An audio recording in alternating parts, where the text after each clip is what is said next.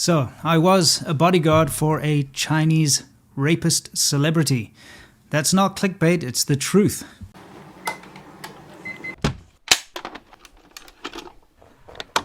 I will be telling you guys today all about this ridiculous situation and also hopefully give you a lot of insight into the plight of specifically women in the workplace in China. And well, the best way to do it is just to jump right into it and give you a bit of an introduction. I worked for this company, you can see me there on one of the billboards that used to be plastered around the city, called CCVIP. And the main sort of controlling company was this company called Shanmu Peishuin. And you can see the guy in the middle there, his name is Song Shanmu. And he was the entrepreneur who started this whole training center thing. Now, I've got a lot to talk about this guy and everything that went on, but let's just give you an introduction to what was going on in the company. I cannot explain to you how big this particular company was around China. It's one of the first entrepreneurial successes in China.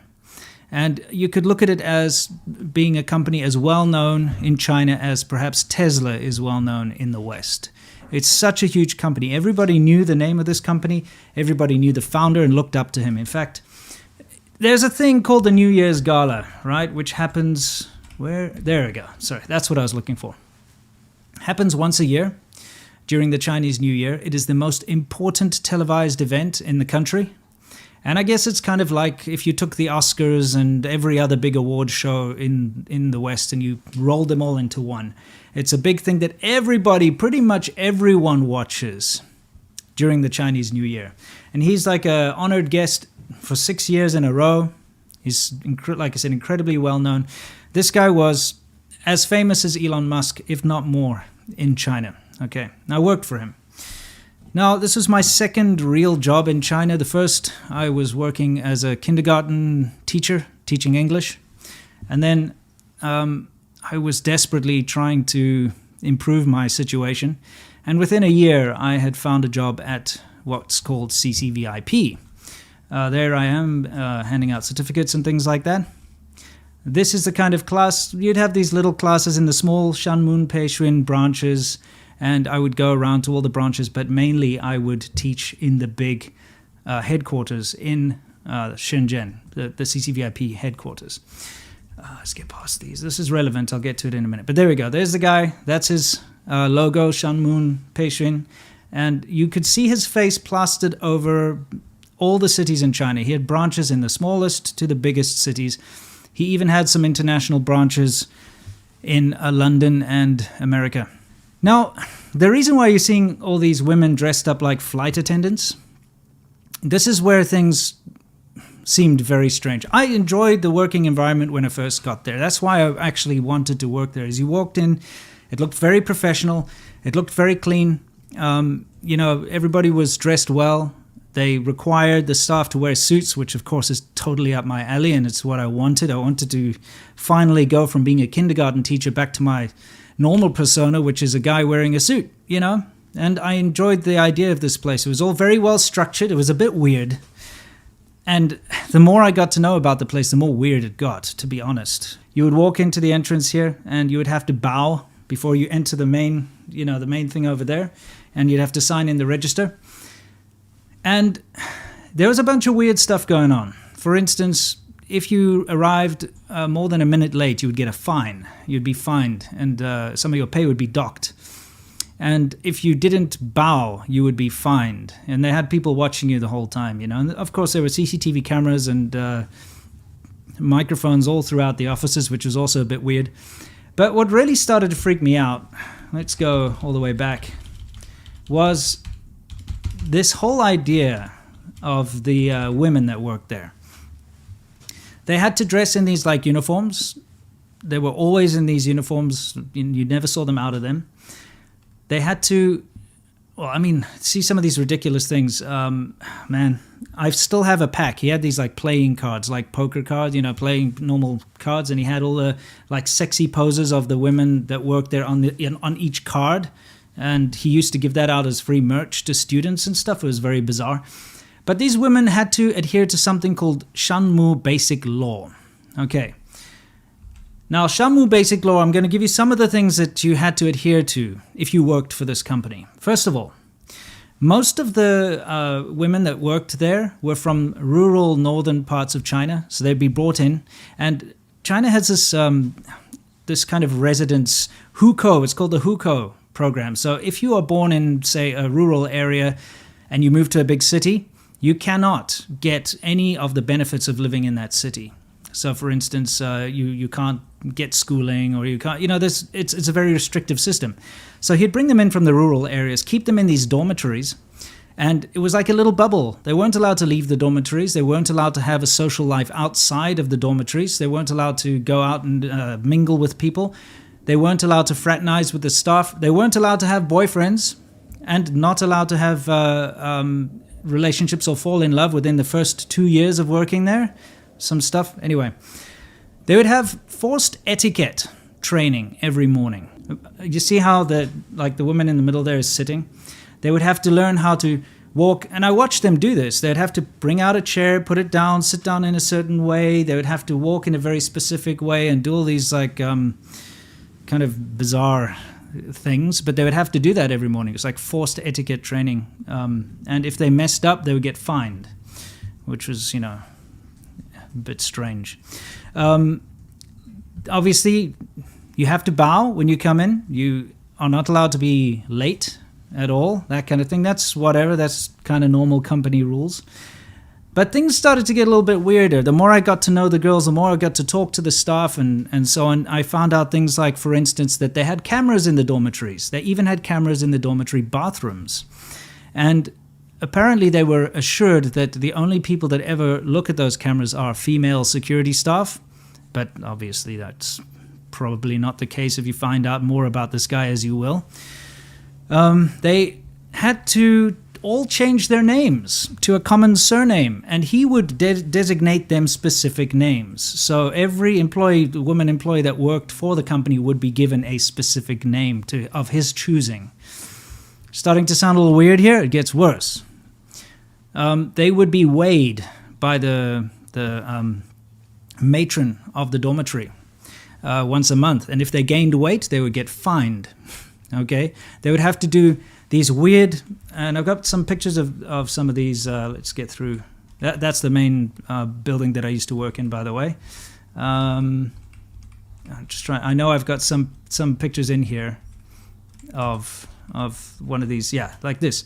They would have these fashion shows where the girls, you can see some of them dressed up there and some of them in their normal uniform.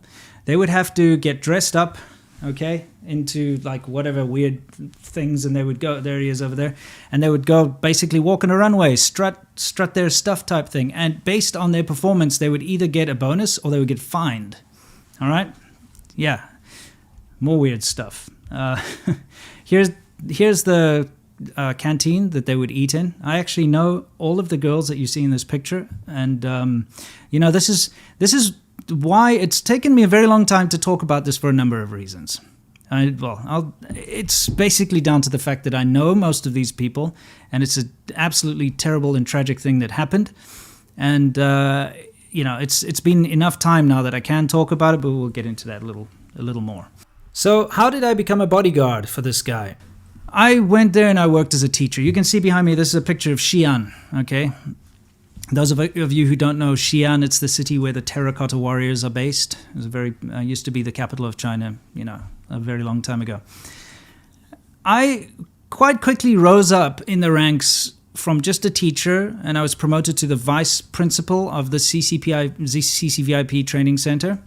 And obviously the boss liked the way I looked because he kept using me on the promotional material. I was on the TV adverts, so you may have seen a glimpse of that right in the beginning of this. I was used in the flyers. Whenever there was a big sort of press event or something like that, he would drag me along for that. And this was still early days. I still didn't know what was going on. And this one in particular was rather strange. It was a Christmas Eve of 2007. And he had this massive event happening in Xi'an, right? So this is him briefing me in the room as to what's going to be happening. And they went down to one of the branches of this Shanmu thing in the heart of Xi'an over there. And it was this big giveaway, big promotion thing. People were coming to get books signed and get his autograph. You can see me standing up there like a douchebag. And he said that he wanted me to be his bodyguard. And I had to go for like a week's training of bodyguard etiquette, which was like the most ridiculous stuff. Like, I had to learn all that thing about like when you open the car door, how you have to put your hand to, you know, protect the VIP's head as they get out and all this kind of nonsense. I had to learn all this. And he demanded that I wear my sunglasses at night. So don't give me shit for that. That wasn't my choice, okay? I was working for my boss, all right? I had to basically stand around, as you can see in these pictures, and make sure that nobody tried anything. He was incredibly famous, okay? In fact, if you saw previously, in fact, I'll just go get it. I know I keep going back and forth. Bear with me. I want to show you a particular shot. Again, that's me with the staff. That was at the main headquarters over there.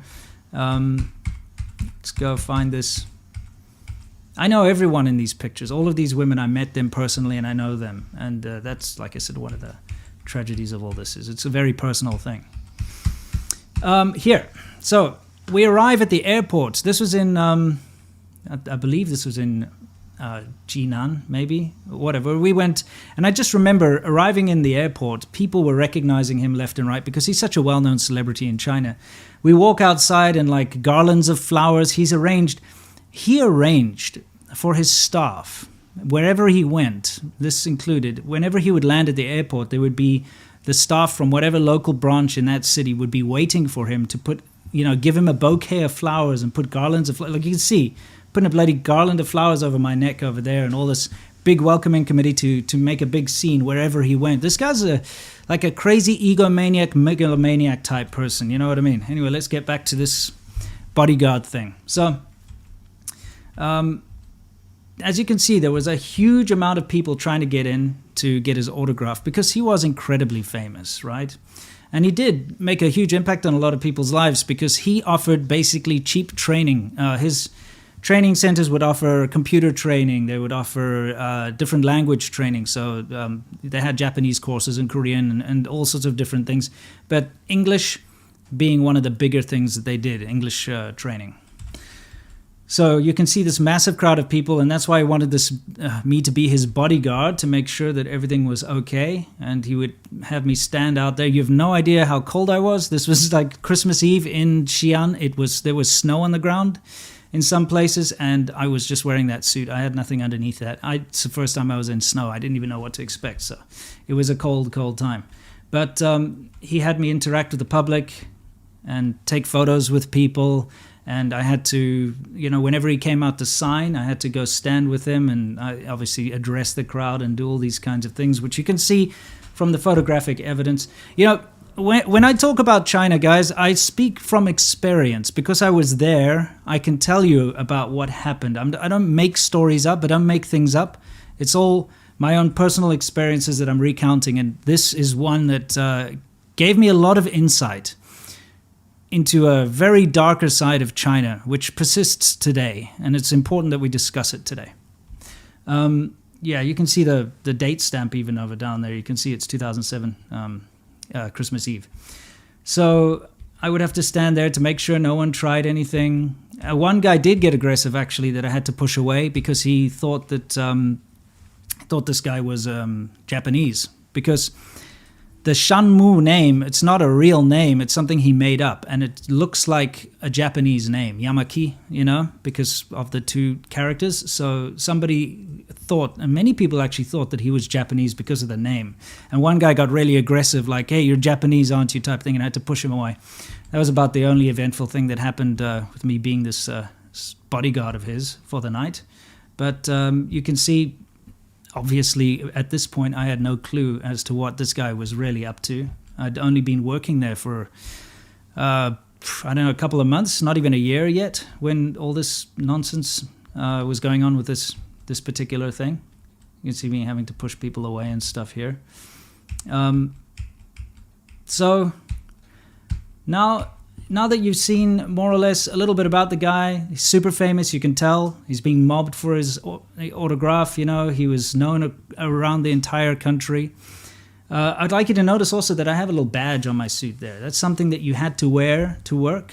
And if you forgot your badge, you would be fined a huge amount of money. So you had to, first of all, you had to pay for your own badge out of your own paycheck. And then you had to wear it whenever you were representing the company or in the company. And if you didn't wear that badge, you get a massive fine. This guy was like a crazy megalomaniac. Anyway, so I'm just going to go back to show these glamour photos. He'd have these pictures that he'd go and get taken of all the girls that worked there. And like I said, he'd make calendars and he'd make all these weird things. And it all seemed very strange. Now, the first time, honestly, that I suspected anything was going wrong is, like I said, I was good friends with most of the staff there. They were not allowed to, be social outside of the workplace. I just want to get back the picture of me with some of them there. They were not allowed to socialize. So, for instance, I couldn't... Me and there were other foreign teachers working there at the time. We were all very close friends. And we wanted to invite them out to come and have lunch with us, for instance, during office hours, because, you get a lunch break. We wanted to invite them because we became close friends with all of the staff working there. And we wanted to invite them out to go and have lunch, for instance, or go have dinner, maybe go for a drink, and they never were allowed to come and, hang out with us. They weren't allowed to leave the office. They weren't allowed to be anywhere other than the dormitories or the office. So it was very strange, and of course it reeks a lot of a cult, and to be honest, it's pretty much operated exactly like a cult when I think back on how this was. But, I was still very naive, still didn't really know what was going on in China, really, as far as a lot of things were concerned. But the first time that I suspected anything was wrong is one of the girls who was a good friend of mine and a good friend of all the staff. She came into the office bawling her eyes out like crazy, and she couldn't contain it, and she went to the back behind the front desk there, and me being the vice principal at the time, I thought I was very self-important about this. Of course, I went back there and I was like, what's going on, what can I do to help? And she didn't want to see me, she didn't want to talk to me. Some of the other staff, the other girls, they were consoling her, and they basically told me that it's okay, they know what's going on, and I should just leave her alone, she'll be okay soon. Now, she had just been told to go and clean the boss's apartment. Okay, and this is back in 2000, must have been 2007, 2008 maybe. So she'd been told to go and clean the boss's apartment. Okay, and she came back crying like this, and I couldn't understand what was going on. And of course, it's a bit weird that part of their duties as being staff, and they're supposed to be managers or teachers or whatever they were, that one of their duties would be to go and clean the boss's apartment. It's a bit dodgy. I always got dodgy vibes from this guy. He would get, some of the staff would go into his office, a staff member would be called into his office and be there for a very long time. He didn't spend a lot of time in the office, in the main office, by the way. But whenever he did come in, everyone was walking around on pins and needles and having to bow everywhere and be all careful and very nervous and so on. And things were just weird. But this whole thing about the woman coming in crying her eyes out like that really caught me off guard. And that, at that point, I knew something was up, something wasn't right. And it happened again. And new staff would come in, and some of the staff that had been coming in bawling their eyes out would be transferred away, and you wouldn't see them again. And it was, pretty obvious that something very nefarious was going on. Now, we had a break in this where one of the staff members who was a little bit more Western educated than the other, she had, she obviously, because a lot of the staff, their English wasn't very good, and, one of them happened to have had some or other background in studying abroad, or had been, been involved in something to do with Australia. And she had just started working there, but she wasn't one of the normal types, not one of the, rural girls that he would normally come in. And she'd been brought in because of her English language ability or something like that. There was a specific reason she'd been brought in. And she confided in one of the other foreign teachers, who then confided in me, and we all kind of got together with her and some of the other staff, and we were told what was going on, and that was that he was raping the girls there.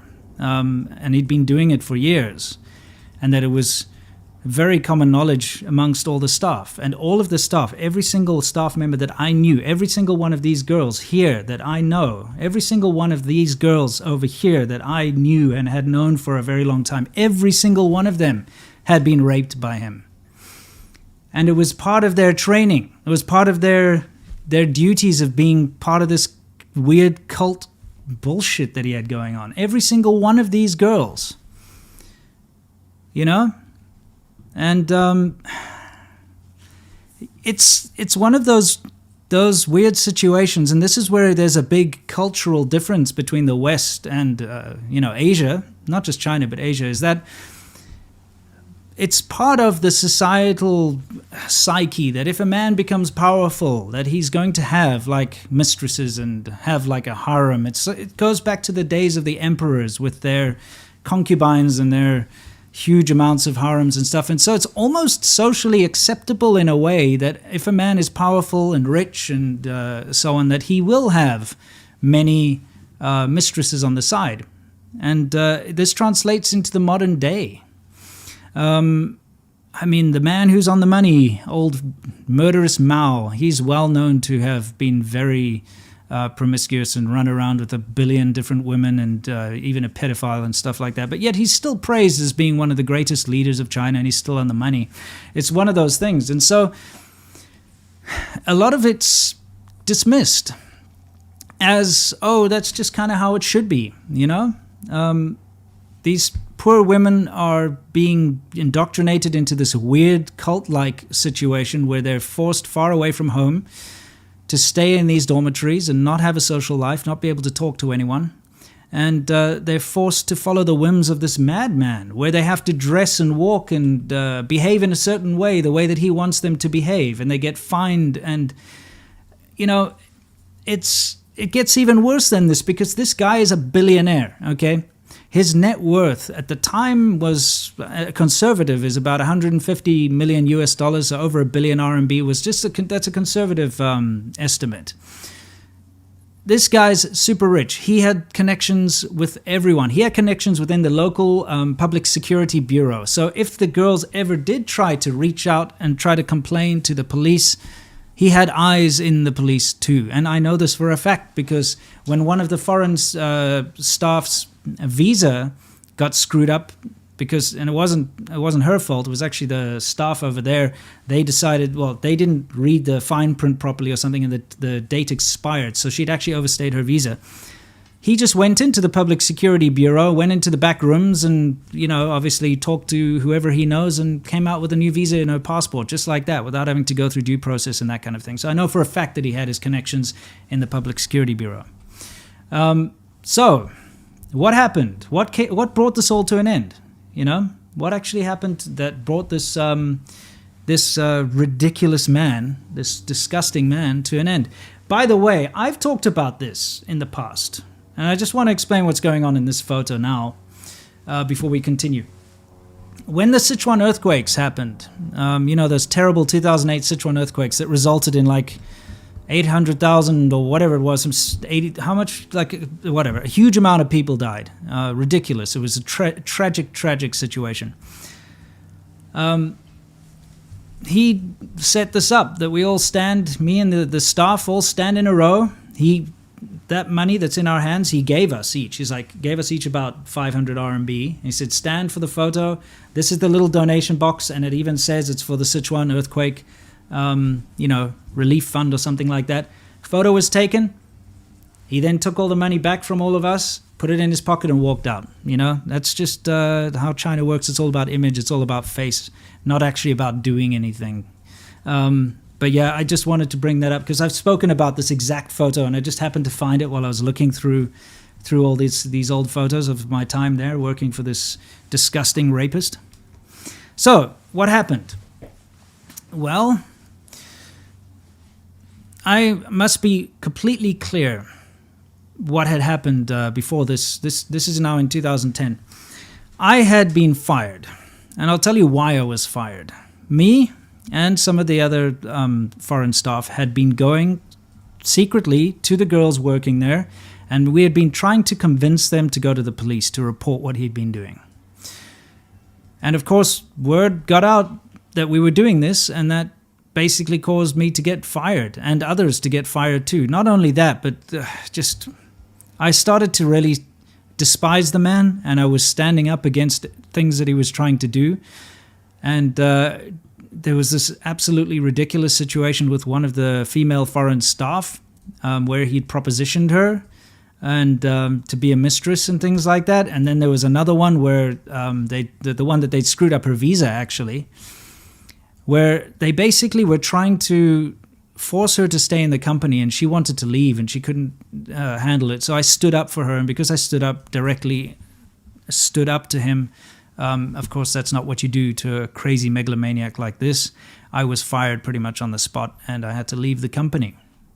So I wasn't in the company when this incident happened. I just want to put that out there so people know. But what happened was, a new staff member came in. This girl, that's actually her, you know, obviously not going to share her identity or anything like that, but a new staff member came in, and he pulled his usual bullshit where he, you know, just got her in the system, living in the dormitory, and, you know, having to do all the etiquette stuff and all the other crap. And she wanted to leave. She really wanted to leave. She couldn't handle it. She thought that the money was too little, and she wasn't, you know, she was one of the smarter ones who decided, I'm out of here. So she tried to leave, and what he did was he was like, okay, no, look, let's talk about this. Come and clean my apartment, because that was his thing. He would get them to come and clean his apartment. That was his excuse. He'd get them to go to his apartment to clean, but then that's when he would coerce and rape them and do all sorts of other things, which you'll find out. So he told her to come and clean his apartment, and she went in there and started to clean his apartment and mop up the floors and all that kind of crap while he was trying to convince her to stay in the company. But by the end of it, she still refused to stay in the company and said she still wanted to leave the company. And that's when he did what he's done to so many of the girls, is he phoned up a thug on the phone and arranged for her kidnapping in front of her. And you think I'm making this crap up, you can go read it. It's all out there in the Chinese news, even though most of it's been scrubbed these days. You can still find the actual articles of the court records, you know, what little is out there. But he phoned up and arranged her kidnapping with a thug on the phone, basically saying, okay, I want you to kidnap this girl. And then, you know, he then tells her, if you want to, you know, not be kidnapped, then you're going to have to do what I say. And then he started to undress her, as he did with all the others, and took photos of her naked, also to use as blackmail. Because this was his way. He gets naked photos of them, and then if they try to go to the police or they try to speak to anyone, he threatens them with releasing their naked photos. Okay? And also kidnapping, and he threatens their families and all that. And you have to understand, in China, if you're a man with that amount of money and that amount of power, that amount of guanxi, that huge amount of connection, those amount of connections that he has, he can make your family members disappear. He can make you disappear. It is possible. Everybody knows that. Everyone who worked there knew that. And that's why he managed to continue for as long as he did. So anyway, he gets her to undress. Well, he undresses her. He takes all these naked photos of her. And he had this weird bullshit about negative energy. That was another one of his excuses, is that if he were to like have sex with them or something, he could transfer the positive energy out, negative energy out, or some bullshit like this. You can read about this crazy stuff. So he would use, well, he got her all undressed. He used like vibrators on her and all this kind of weird shit that she obviously didn't consent to, and then he raped her. Okay, but it just so happens that she was having her period at the time. And I'm telling you now, if she was not having her period at that time, he would have walked away scot-free.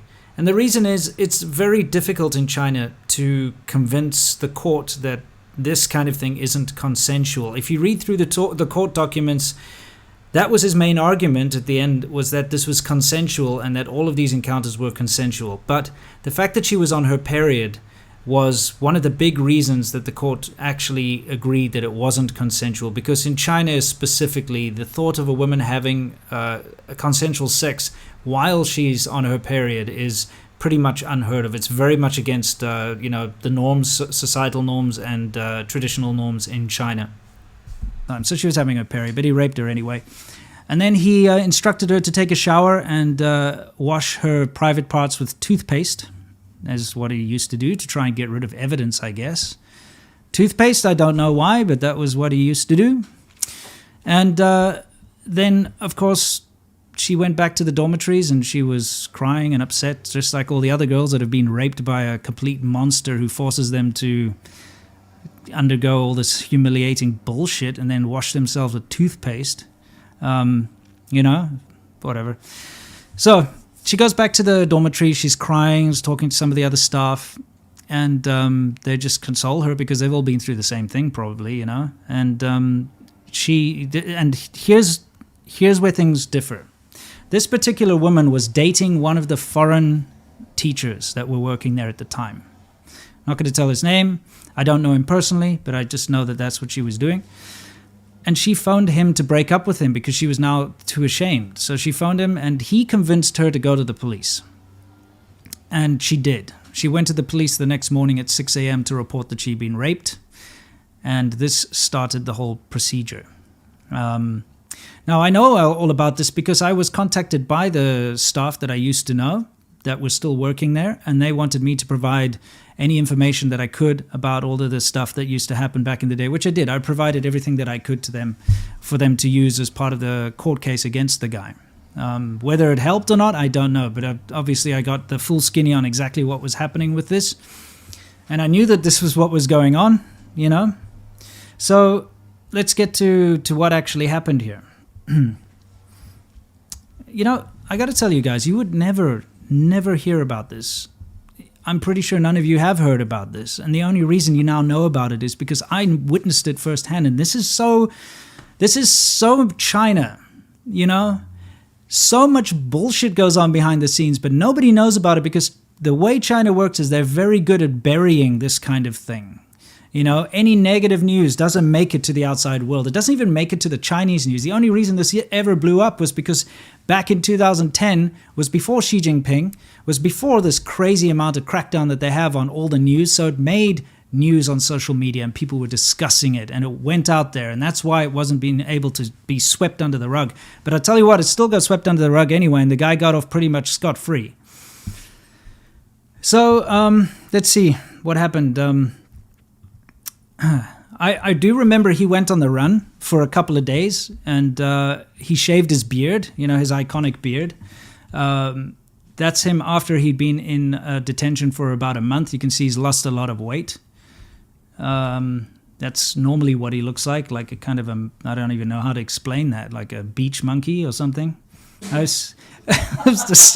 sorry, but I have no respect for this man. Yeah, okay. Yeah. What did you call those things you could get, like little monkey things? What are those little things you get in the water? What are they called? Oh, whatever. He's a beach monkey. Anyway, there's the woman that was raped by him. One of the many women that was raped by him and him. Okay. So he went on the run, shaved his beard, but they caught him, and I guess he finally realized that he couldn't get away from this. And then this ridiculous court case, this bullshit court case happened, okay? Now, I would like some of you guys to just think about this for a minute, okay? If you had been this woman who'd been subjected to this disgusting rape and humiliation and all that kind of crap, and you have the courage to stand out and actually go to the police, put your life in danger and the lives of your family in danger, you would expect that by the end of this you might get some kind of reasonable compensation or something like that. Well, not really. First of all, this case dragged on forever, coming up with all sorts of bullshit excuses. By the way, they found hundreds of photos of naked women on his digital camera of all the other staff. They found, like I said, hundreds and hundreds of pictures of other women. he had deleted his hard drives and stuff from his office and things, and things conveniently disappeared, but they did have the evidence there. One of the cruxes of this whole case was he was saying that why did she throw away her underwear if it was rape? Because her underwear obviously after this was full of blood, and she's having a period. It's disgusting, and she was humiliated and disgusting and threw it away. She was in an emotional state. But he tried to flip this as if it was a consensual thing, and that he has sexual dysfunction, that he wouldn't be able to have ejaculated if the woman wasn't satisfied and if she hadn't had an orgasm already, and that she enjoyed it, and that she had told him that he was better than her foreign boyfriend and all this crap. He tried to swing this shit. You can read all the court stuff. It's disgusting. But in the end of the day, his ending statement of his argument, I just want to bring that up, was if the court convicts him because a woman had a bad experience and decided to call it rape, then it would be the sorrow of Chinese men across the country. That was his argument. It's like, oh, poor me, it's so unfair. Anyway, after a don't forget, this guy's incredibly connected, right? So at first it seemed like he was just going to get it dismissed because he knew everyone, he could get off scot-free. There was too much. There's a point that you reach in China when it gets too much that you can't escape the consequences of your actions. It does happen occasionally, not often, but occasionally. And it got too much. It blew up in social media and he couldn't escape it. So he was sentenced to 4 years to spend in jail. And the victim was awarded, get this, 4,200 RMB, which is around about, at the time was about $600. Great, there we go, $600. Well done. Go away now. I mean, it may as well just give nothing at that point, really. It's just so freaking insulting. Now, during this whole court case, I, along with other people that I know, were trying incredibly hard to get some of the previous staff members that we'd kept in contact with, even though it's so difficult to keep in contact with these girls, specifically because of that whole ecosystem that he had. He wouldn't allow them to take the numbers, our numbers and stuff, but, we figured out ways to be in touch. They were our friends, We got a hold of a bunch of the staff that used to work, and we were trying our best to convince them to come forward and also tell their stories, because that would lend credibility to the case. But of course, none of them wanted to, and you have to understand why they didn't want to. There's a very good reason why they didn't want to. It's because we're dealing with somebody who has so much influence, and there's almost no reason to do it. Why would you go up and put yourself in the spotlight? Why would you go up and talk against this very powerful man? Even if he's in court, he has so much influence and money that he could get you taken care of. Doesn't matter even if he's in jail. So none of them wanted to, that we spoke to. We tried our best to get some of them to come through, even anonymously, and it was just almost impossible. Finally, 7 of the women did come and talk to the media about it. One of them even tried to press charges and go to court and stuff, but guess what? It was all thrown out because of lack of evidence. What was it? They it was dismissed due to lack of proof that it wasn't consensual. So even though there are naked photos of this woman, even though she claims she's been raped, even though that there's evidence that she worked there and went through this and that all this happened, because there's no proof that it wasn't consensual, she's not believed and it just gets thrown out. So there we go. That tells you why he was able to get away with this for so long. Is because even if these women did go forward to the police or did go forward to the court, the way Chinese society and the court system works, they're not going to believe these women. Anyone who has a fantasy that China has some kind of equal women's rights or something can go take a hike off of a short pier, because that's totally bullshit. Women have it so bad when it comes to these things. Never mind things like divorce or anything in the courts, but things like harassment in the workplace, sexual harassment, rape, that kind of thing. They really have the short end of the stick. And I witnessed this firsthand. I got to see this crazy megalomaniac bullshit mass rapist get away with all this stuff, get sentenced to 4 years, which, by the way, I'm entirely convinced he didn't spend more than a couple of months, if that, in jail, because the news there's nothing about it. They talk about his sentencing. and then you try to find out any information on the Chinese internet about how long he spent in jail, you find nothing. It's all been scrubbed. I'm not even joking. This is not some conspiracy shit. I've just spent this entire morning going through all of the Chinese internet with C-Milk, and we've been trying to find information, and it's all gone. All the articles that talked about it at all have been scrubbed. And Chinese people are mad because they want to know what happened to him. Yeah, that's right. You can go into some of these forums, and a lot of Chinese people are like, what happened to this guy? Because they all know that these corrupt pieces of shit pay their way out of these situations. And that's probably what happened. He's still a billionaire. His wife, why the fuck does he have a wife if he's going to behave like this? His wife took over the business. They removed his images off of all the advertising. But they still use the women still dress in those like air hostess looking things, They still have all the training centers everywhere. He still makes money. The company still is very profitable. He just doesn't appear on the New Year's gala anymore. Obviously, it was a 4-year sentence, so whether he skipped out on it early or not, he's out there in the public again probably just doing his rape behind closed doors, It's freaking disgusting. This disgusting, disgusting man. So that's my story of how I was a bodyguard for a Chinese celebrity rapist.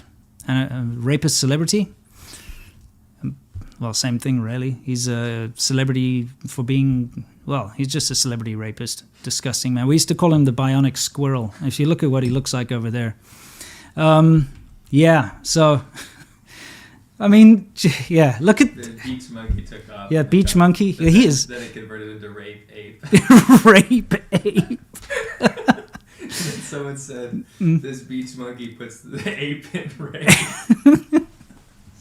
Yeah, oh yeah. Nothing to do with it. This is it's not racial, by the way. It's because he looks like a psycho ape, dude. He does. He really does.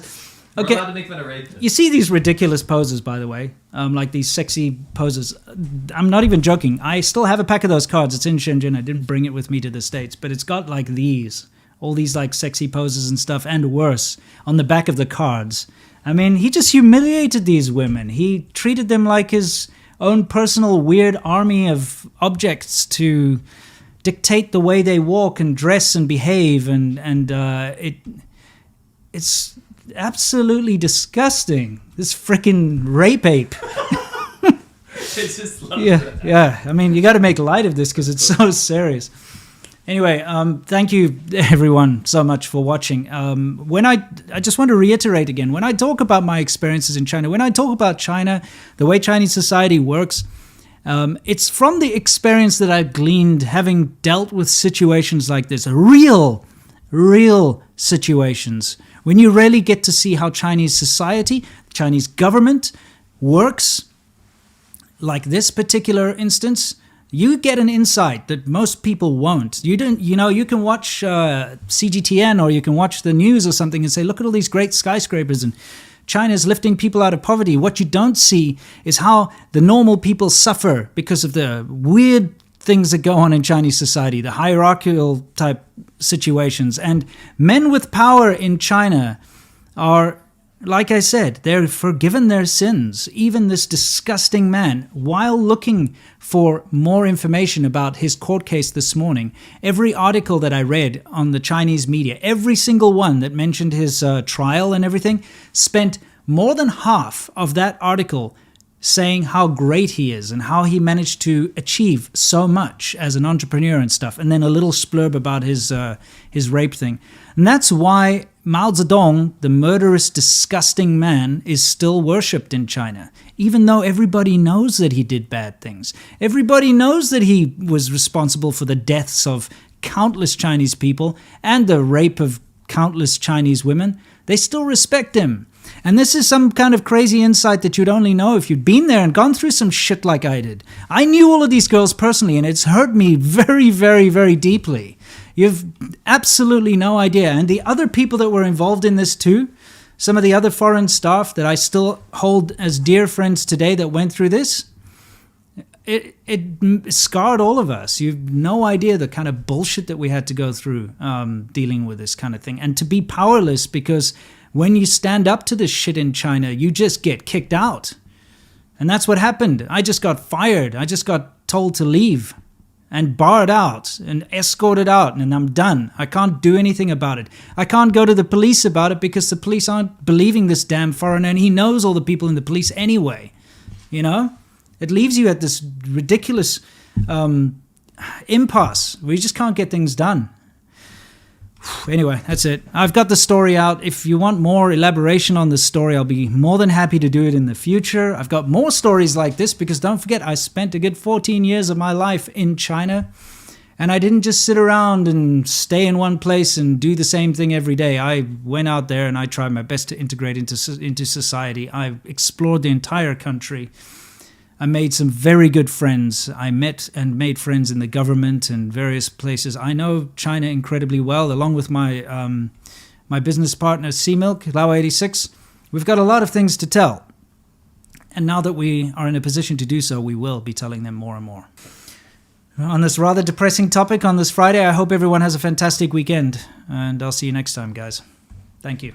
Really, thank you very much. Everyone who supports me and who watches this, and I thank you. And I also want to send my love and support to all of the girls who had to go through this absolute disgusting thing. You know, for those of you who are still around, and for those of you who managed to survive through all of this, you know, you have all of my love, and you know, anyone who's involved in this shit or anything similar like this, just stay strong, stay awesome, and I'll see you guys in the future.